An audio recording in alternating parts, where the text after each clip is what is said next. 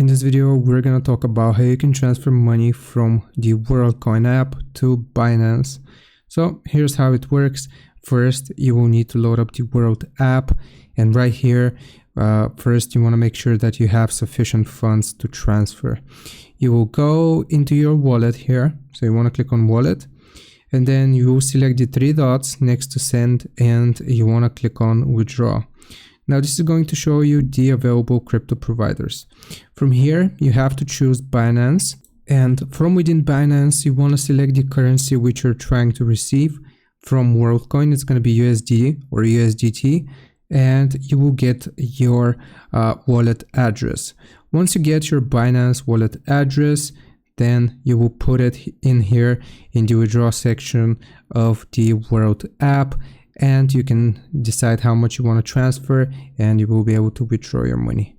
I hope this helps. Leave a like and sub, and I'll see you next time.